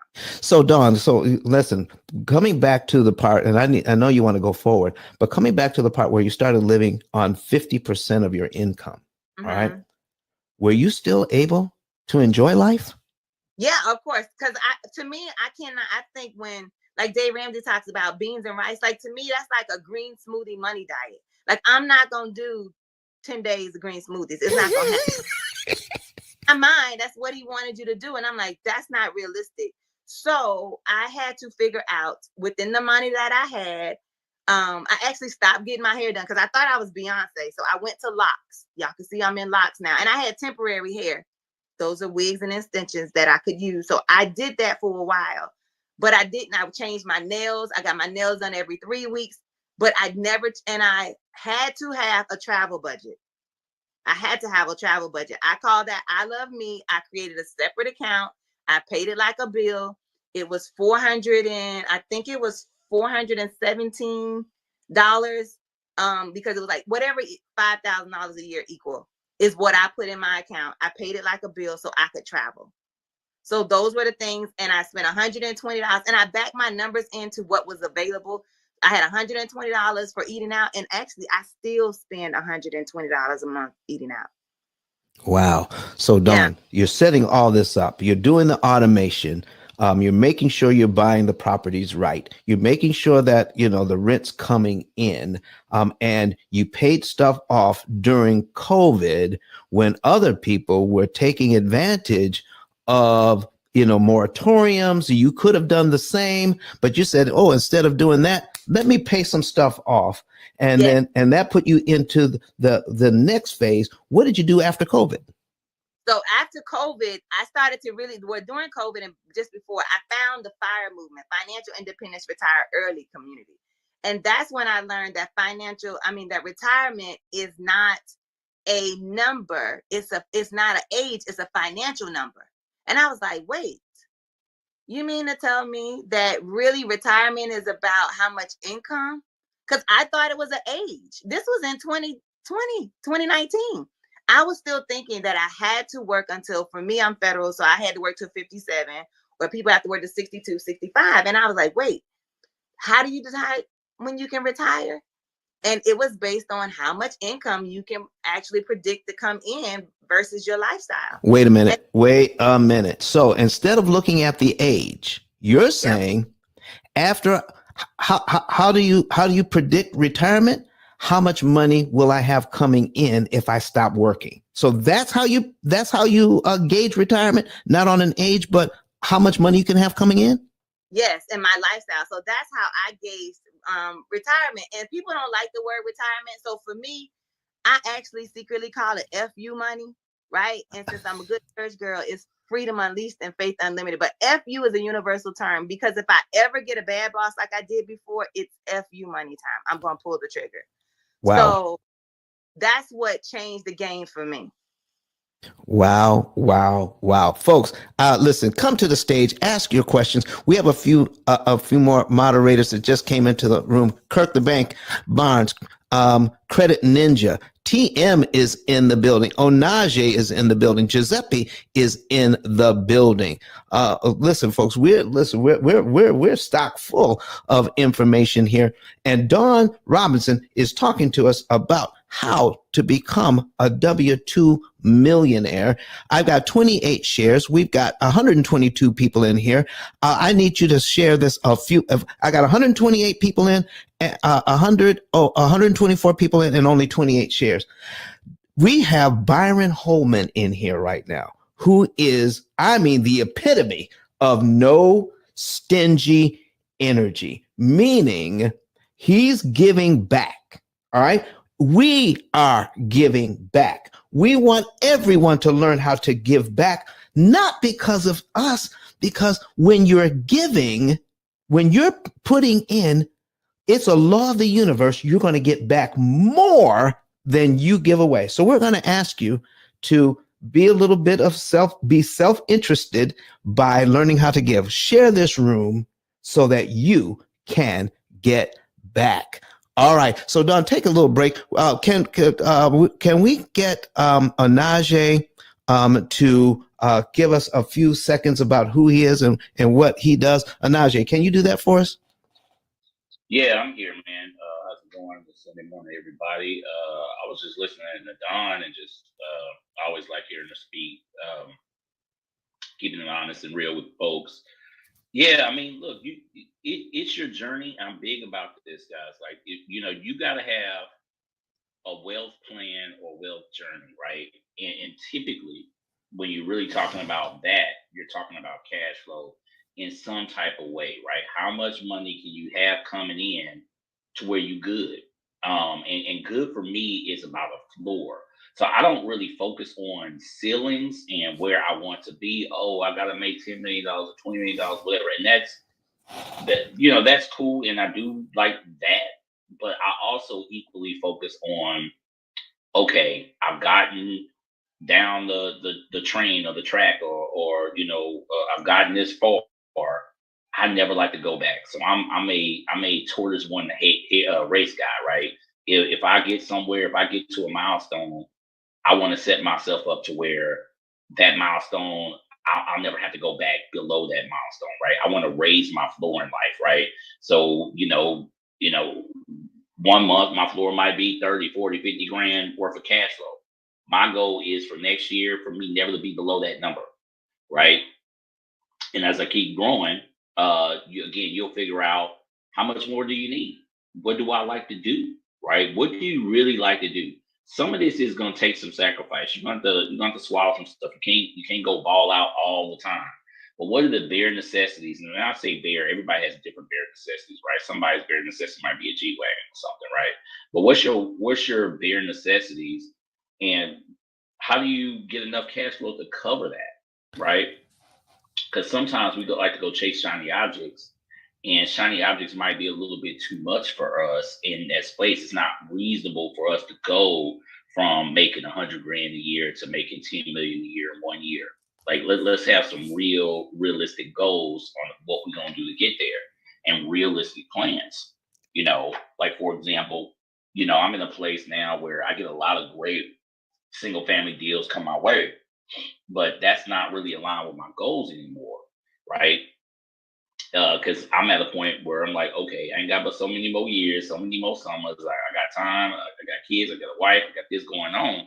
So now I'm in a place where, look, I'm looking at deals that are only going to give me $4,000 to $5,000 of cash flow a month for me, right? Like, that's got to be my cut. So like. Go ahead. I'm sorry, Onaje. I'm sorry. But do you see what we're talking about, folks? We're trying to you could put yourself in a position where you could say no to anything under that's going to bring me, if it's not going to bring me at least $5,000 a month, I'm saying no to it.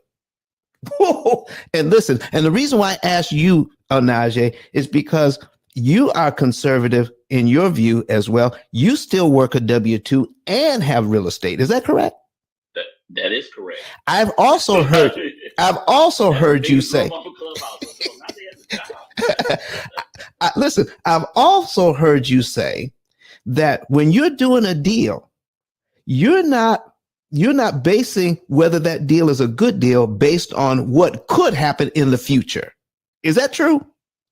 Oh no, yeah, that's an as is. Like that, like I said, when I say that, that rubs people the wrong way sometimes. But you have to evaluate deals for what's on the table right now. Anything else is speculation. Anything else is speculation, right? And if you're speculating, you might as well be on the stock market. If you're on the stock market, you might as well be in the damn Vegas. And I don't play in Vegas, right? I play in actuals, what's actually occurring, what has historically occurred, right? Whenever I'm looking at deals, because the market changes, as we're seeing now with high interest rates, right? The market is changing. So, a lot of people buying deals based off of, well, interest rate's going to be low. Well, not necessarily, right? Or I'm going to be able to raise rents by this amount. Are you sure? Right? Who have you vetted out on that? So, yeah, I try to take a very conservative approach.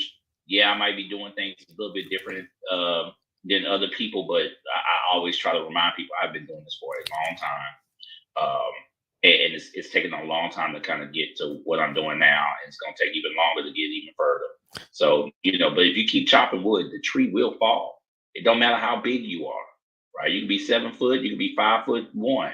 If you swing that axe enough, it will fall on your time. And that's okay. That's where people get in trouble, is that they're worrying about other people's time, other people's perceptions and stuff like that. Now, run your race, chop your wood how you chop it.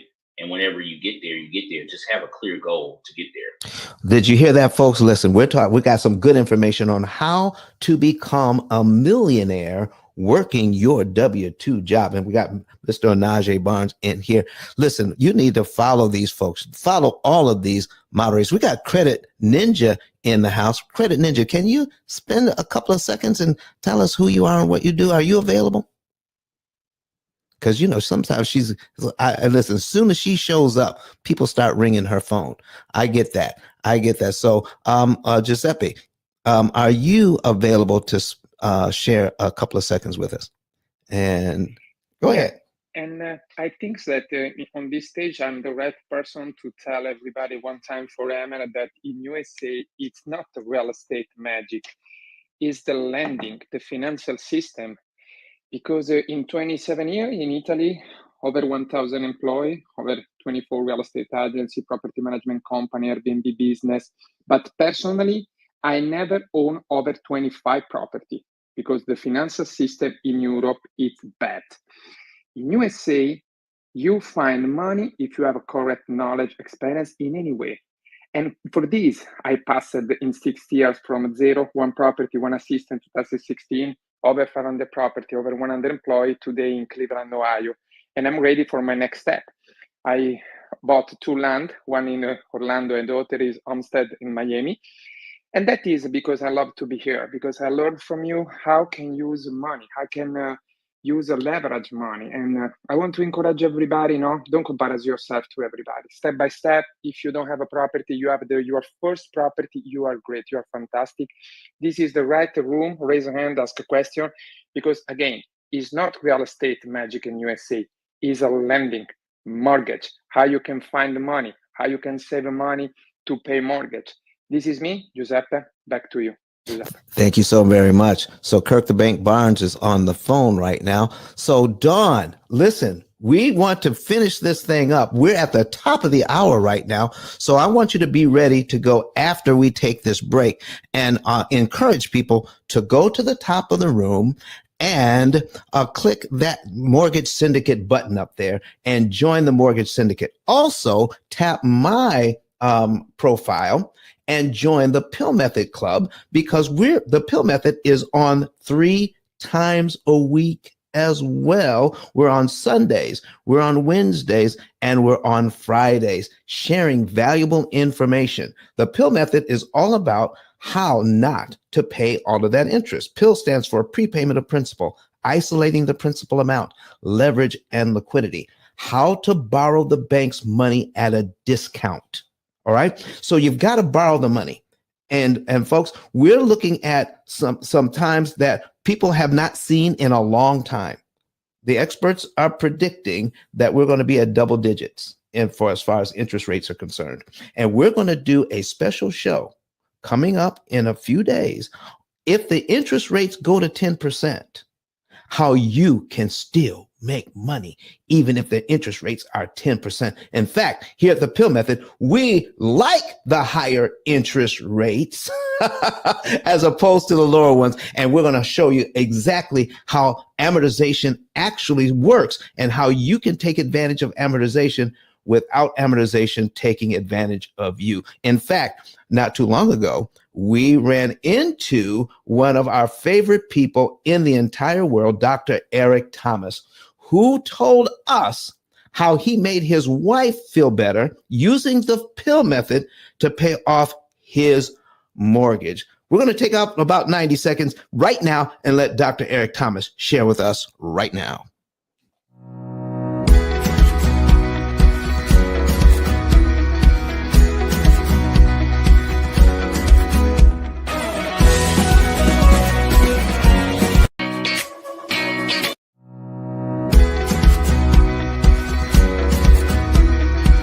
My name is Don Daniel, founder of P.I.L.L Method International, and our team created the most powerful money management, wealth building, debt elimination system ever created. At our recent seminar in Nashville, Tennessee, the keynote speech was delivered by the #1 motivational speaker in the world, Dr. Eric Thomas. E.T., as he's also known, mentioned he paid off his mortgage in 4 years using the P.I.L.L Method. I invite you to watch and listen. Listen to me, y'all. One of his mentees took us through one of their programs, and I paid off my mortgage. But guess what happened? My marriage went to a whole nother level. And you know why? Because my wife is a security freak. And even when I blew up, my wife would be like, oh, you blew up, but how long is you gonna keep making this kind of money? I was like, I don't know, forever. She's like, you sure? Because I'm gonna keep my license as a nurse just in case you don't. So when I paid the house off, my boy was like, you ain't gotta do that, you can do this. But when I paid the house off using that program, it took the stress level all the way down for my wife because we no longer had a mortgage. Does that make sense? That thing that was coming every month, that was getting on her nerves, we didn't have that no more. And so she was at rest. Did you hear that? No mortgage, no stress. If you would like to become debt and mortgage free within an average of 7 to 9 years by cutting your interest costs by up to 75%, go to pillmethod.com and request a savings and earnings report today. Ladies and gentlemen, we have, listen, we're doing a fabulous job. Our moderators are killing it today, giving us information. And Dr. Eric Thomas just shared with us how he has just reduced the stress for his wife by paying off his mortgage using the P.I.L.L method. If you want to know the month, day, and year you can be debt free within a 7 to 9 year window, then hit that button at the top of the page there. And that's my 10K card. And in there, you will see another button inside that says get a savings and earnings report. Follow all of the instructions. As you follow the instructions, you will be led into our financial form where you can put in all of your debt, leave nothing out. In fact, the more debt, the better. The more you put in there, the more we love it. And we're going to show you exactly what to do and how to save interest, do it mathematically and do it optimally, saving as much money as you possibly can for your family, your business, or your church. By doing that, by cutting your interest costs by 75%, you can pay off all of your debt in an average of 7 to 9 years. If you're a real estate investor, you may not be interested in paying off your debt, but we can show you how to get your equity faster and pay less interest getting there. Therefore, you can cash out refi sooner at a higher profit margin.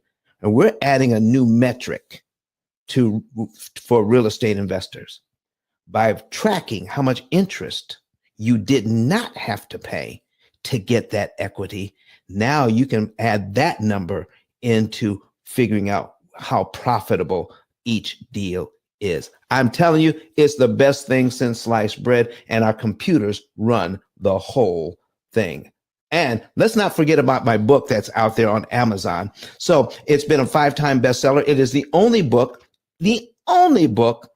on Amazon out of 33 million titles that talks about what we're talking about today: interest cancellation, how we need to understand the basics, and how we need to have a computer program written for the express purpose of beating the bank at their own game, telling you how much money to move, what month to move it in, what day of the month to move it on, which loan to attack to maximize interest savings. Folks, we're going to get right back to our stage, and Miss Dawn, who's bringing it home for us in the last 25 minutes of our show today.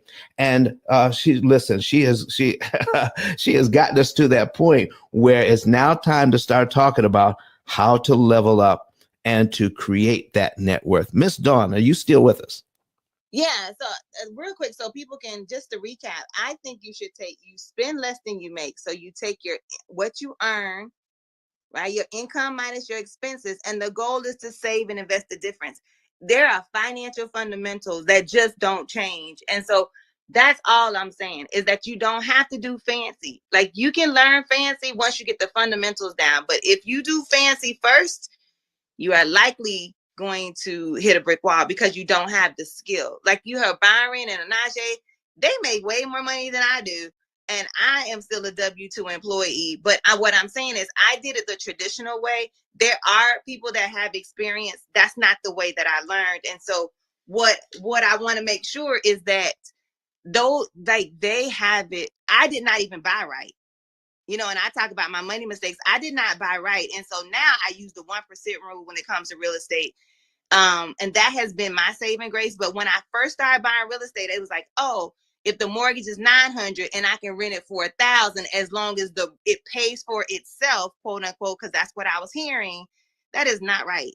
Right. So that's $100 difference between, there's no real cash flow in there.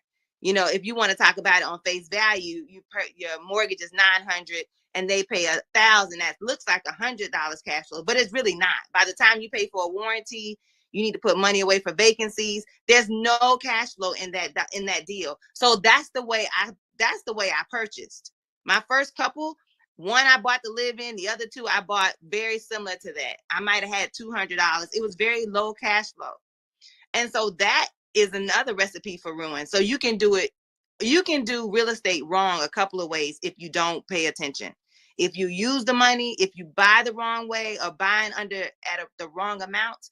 And so that's all I want to make sure is that you understand, because I only talk about my real estate portfolio at 1.2, but I did not buy the right way. The first 3, I did not buy the right way. So that's just a lesson I want to make sure that I share. But again, income minus my expenses, and I saved and invested the difference. I think you need 6 months of savings of what your lifestyle costs. You have to know that number, because you have to know when something happens, how much money do you need to live? So if something happened today, go log into your checking account or your savings account and see how much money could you put your hands on today and how long that's going to last you. Most people don't even save $2,000 for every year they work full time. And that is the challenge, because I think we do, if you're going to follow 3 phases, I think you should protect what you already have, then build, then grow. Look at, short-term and long-term disability insurance. We need to make sure our deductibles, these are basic things that we have to have done right before we start trying to go sexy. And so after that, I found the FIRE movement. Just to go back, I found the FIRE movement. It said, hey, it's not a retirement, it's not an age, it's a financial number. So I knew how much my lifestyle costs. My lifestyle cost me $6,000, right? In Hawaii, it was a little more, but my lifestyle ultimately cost me about $6,000, and that's a whole lot of fun money in there. So what do I need? You take the $6,000, you multiply it by 25. I think that comes up to 1.250 million. So let me do the math real quick. I think it is. So 6,000 multiplied by 25 years is 1.5. So if you want to know how much money you need, you take the amount that you need per month, you multiply it by 25, and it will give you, well, 6,000 times 12, which is a month, and Times then multiply 300 that times by 25. And that was 1.8. 6,000 times 300. Yeah, 6,000 times 12. So $6,000 a month for 1 year is 72,000. And then take the 72,000 and multiply it by 25, and that's your number. Okay. All right. I can live off of, that's 1.8 million. I know that I can live off less than 6,000. I can really move at around 4. And 4,000 without a mortgage is a whole lot of money to burn up in 1 month. So my number, typically my sweet spot is on the low end, $1 million, and that's how I consider myself to be work optional at this point. But I would like to, my sweet spot is 1.8, and that's the number that we were talking about, Dawn. So that's how I got to my number on where I feel like I can retire on 46, and the goal is to pay off my last house. And I should be able to do that by 50, and then I will have a income of 1.8, or a net worth of 1.8 and income producing assets. Wow, wow, wow. So let me ask you this, Dawn. So as you're looking at a budget, and for some people, budget is a bad word. So do you use budget to restrict your spending or to track your spending? I do it to, well, I don't know if I would say restrict, but I definitely do it to track. And I don't have to do that. What you call it? I don't have to reconcile my statements every month. I don't have to do that to figure out where my money is going. I know where it goes. And so I like to call it a spend plan, because I'm a natural spender. Some people are natural savers. I'm a natural spender, but it allows me to live a lifestyle that I really want to live without having deprivation and still meet my goals. I think that's very important, that your spend plan has to be doable. But in the beginning, it was not, because I was overspending. I had spent my money. S-P-U-N. That's what my grandma said. That means past tense spent. I spent it, and then I owed it to the company, the Visa company, and I spent it. So I paid them back more than I took. And so when you spent your money, you have to cut back at some point. There is no way to get ahead unless you do the work first. But it doesn't have to be painful. And it just matters how bad do you want it. It's like I always equate money and wealth to being a size 6. Like, I'm interested in being a size 6, but I'm not committed, right? Okay. So it's the same thing. You might be interested in building wealth, or are you committed to having wealth? Okay, so here's what I'm hearing, Dawn, is that when you figured all of this out, you started living on less than you make. And you said that you don't reconcile your bank account. Now, I know what that means, because you and I have talked.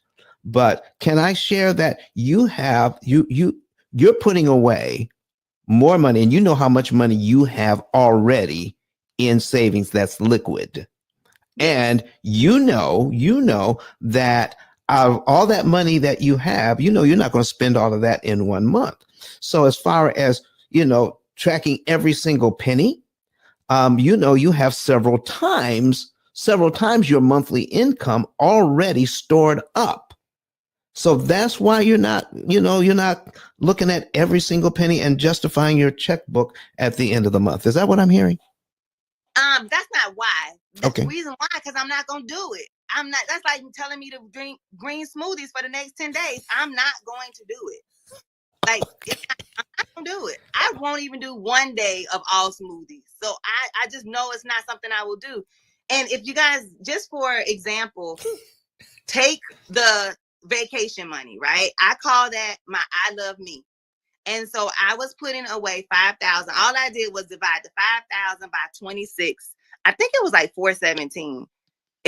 I do a little higher now, but by 26 payments, $5,000 divided by 26 was 192 multiplied by. So yeah, it was like, so I did that. I think my 417 was when I took it to 10,000 a year.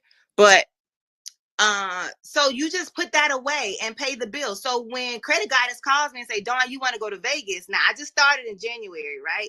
So that means I have only $600 in March. and she calls me in January, I cannot go. But she said, I'm like, girl, I can go in March if it's gonna cost $600. Wait a And minute. Wait a minute, Dawn. You know how much is going to go into that account. You could borrow it from someplace else and you could still go. now, Dawn, let me tell you something. Dawn overspends on her credit cards. I'm not anti-credit card. I do use my credit cards for points, but I still overspend. Ah. I still overspend when I do it. Every time, even when I like, oh, pay it off. If you look back at those statements, you overspent because you were not paying attention to your money. So you know who you are. Yeah, I overspend all day, every day. If I do it that way. So when she calls me and I'm like, girl, we can go in June because I have $1,200 then, right? And then if I want to go and I say, do I love Credit Goddess to go to Vegas in June or do I love Dawn? Because I might want to go to Mexico. So then it's about what do I want to do with my money? And I cancel Christmas. Like, I don't do Christmas anymore. That's me though. But I never was a big Christmas person. I got my kids 3 gifts. So I'm just trying to give y'all practical tips to what worked for me. You think about it and how to apply it to you. So when Christmas comes, when I was doing Christmas, I say, okay, I'm going to spend $2,000. By October, I'll have the $2,000. And then this is what I'm going to spend. And then I tell people, don't buy me a gift. I don't want your sweater for you to tell me to buy you a, you even do iPod. I don't know what they do now, but no, I don't want a sweater. And then you tell me I got to buy you this $269 gift. No, keep your money and I'm going to keep mine. And we just eat ham together when I get over there. So it was just practical stuff that I had to do.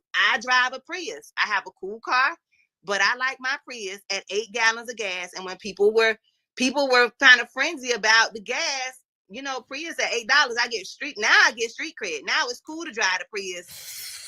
But I don't, I that's just what I like. I don't want a certain car, but I go on vacation. So it's just the trade-offs of what you want to do.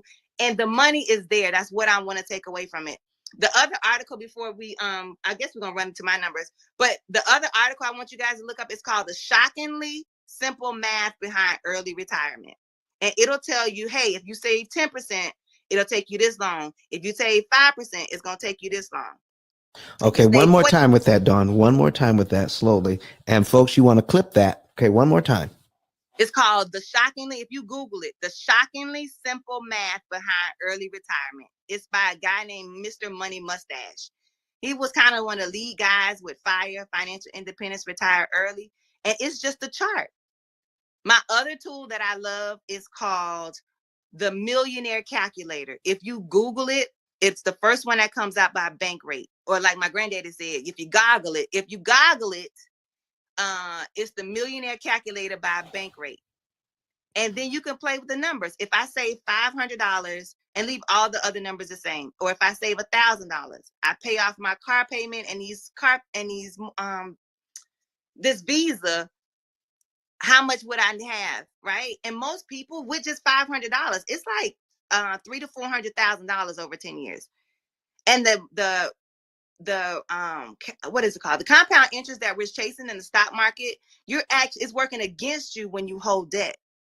It's really working against you when you hold a mortgage. And the tax benefit is a fallacy. Dawn has done a room on that too. So that was the main couple of things. It was controlling my spending, investing the difference, and getting rid of my mortgages. Dawn says she learned how to get rid of it cheap, not fast. I like to get rid of it cheap and fast because sometimes a pay for a house of grass just feels better. I hear you, folks. It's about leveraging money. It's about saving money on interest.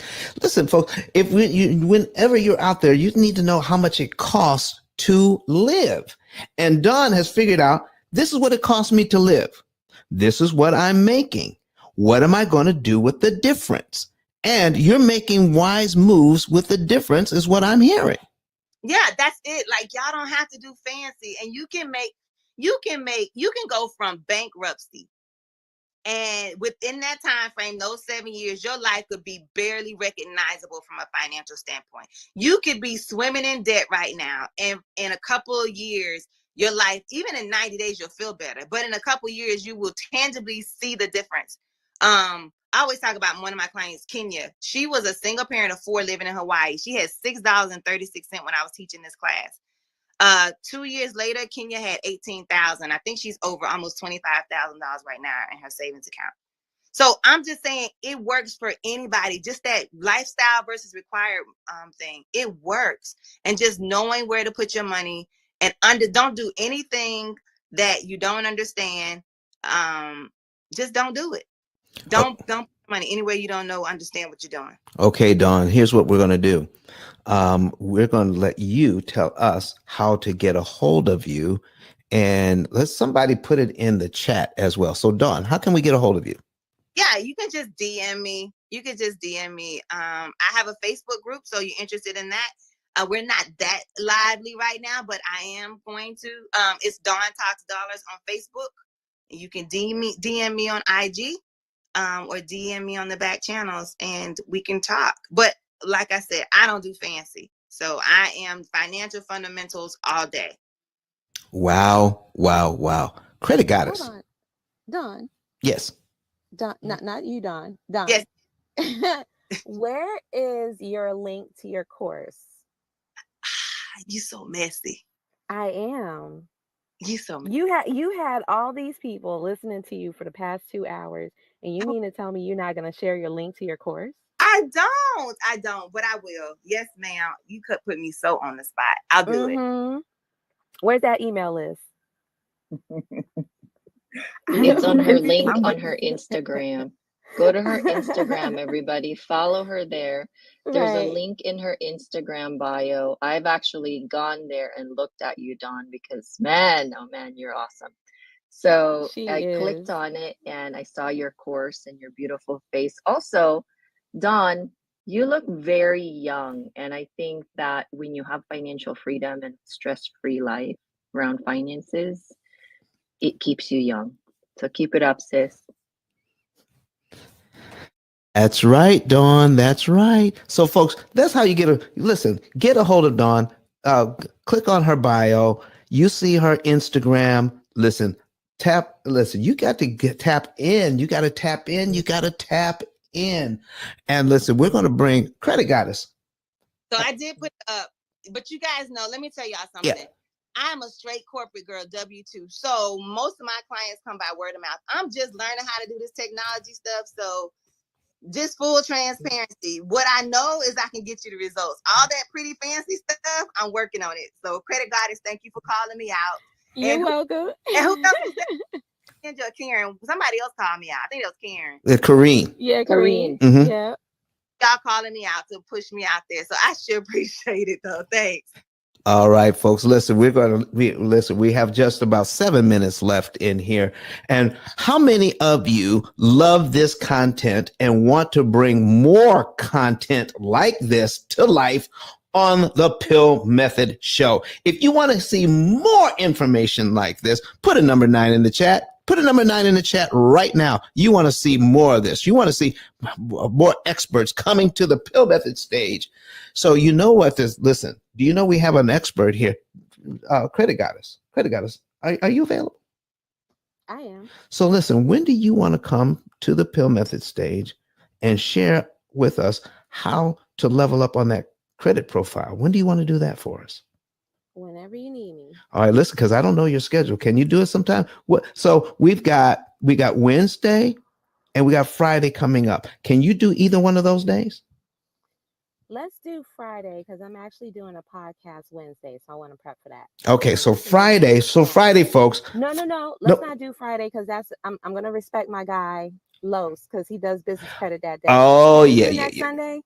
Can we do next Sunday? Can we do next Sunday? Okay. Yeah. Okay. Let's do next Sunday because I'm probably going to be out of town anyway. And so I'm going to be limited to what I could share on the screen. So next Sunday, Credit Goddess is going to be here and we're going to be talking about credit profile, how to, she's a credit improvement strategist. We're going to be bringing that to you on next Sunday. Okay. Excellent. I'm glad that you mentioned that because what Don shared today Mm-hmm. is so vital to improving your credit. Like you have to be right with your money management. Yes. Because if you guys understand the difference between, it's not a difference, but there's debit and credit. Debit is if you have the money in the bank You ask them to debit it out, it comes out. But if you don't have the funds, you credit, right? You're saying, hey, can I pay you back later? So if you don't have the funds for later, that's the recipe to bad credit. So what Don shared is just to get right with your money and telling your money what to do. And then that way you can then incorporate credit into the mix and then leveraging other people's money. Someone asked the question, what's leveraging money? When you leveraging other people's money to make more money babies, right?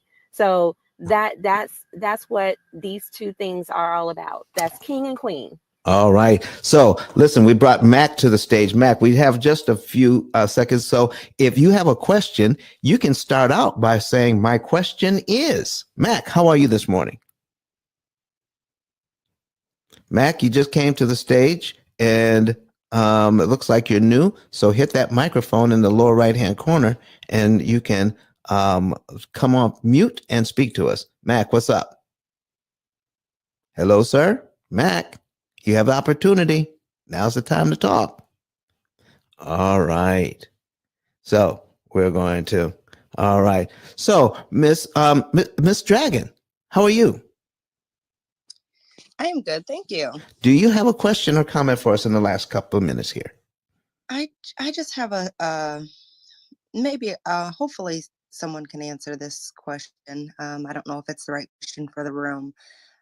So I've been trying to increase my income so that, of course, I'm spending less than what I'm bringing in for the needs of my family. I am a single mom of 5. But I just can't, I've been stuck in this position of not being able to really increase it in order to create that for myself. If there's any suggestions that you guys have, currently what I do is I'm a general contractor. I flip houses for a living, some for myself, some for other investors.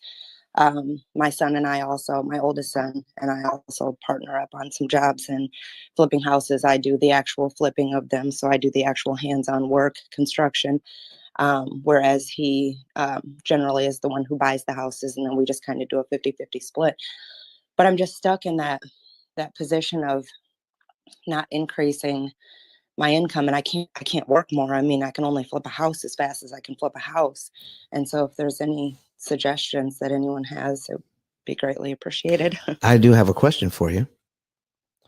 Do you ever use somebody else's money to incorporate in your business? No, we've never gotten funding. It's all cash out of pocket.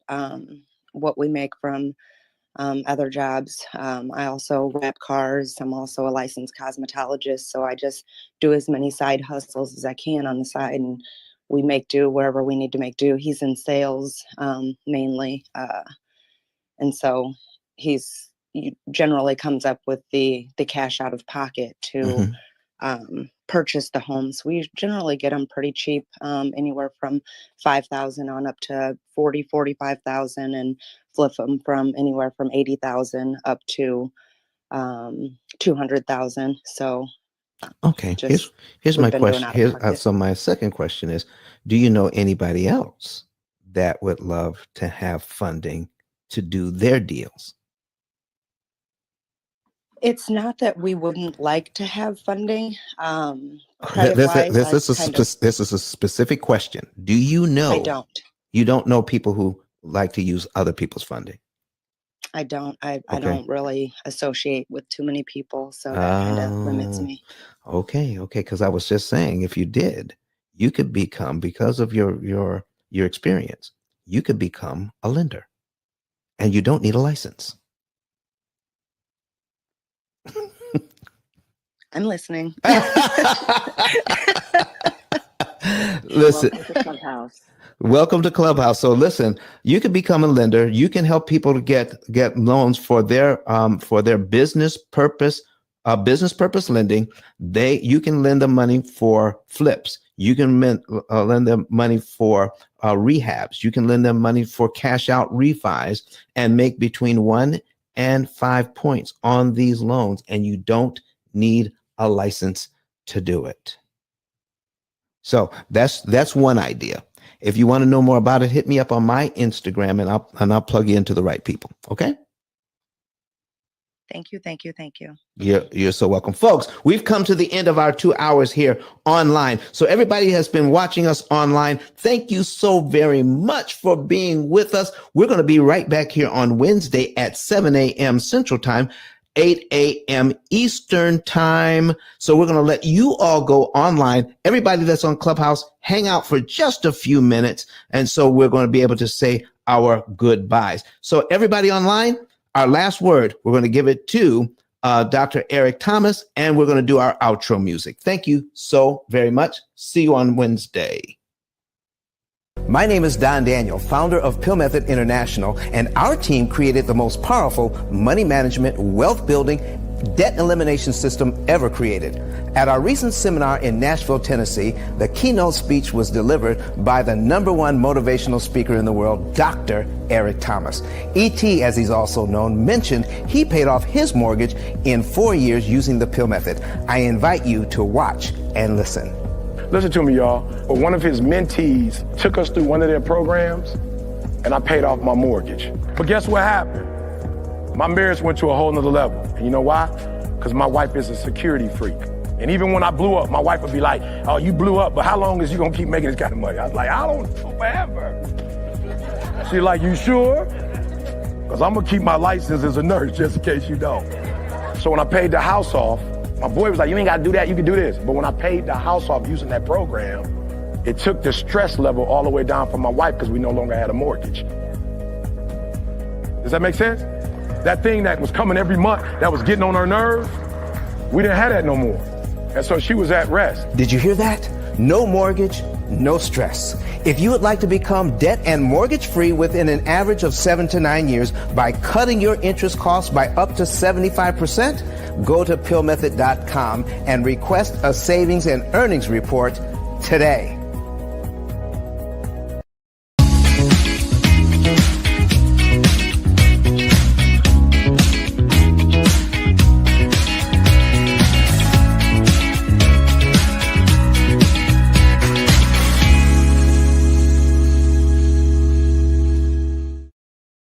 All right, listen, everybody. So if you were watching us online, we now said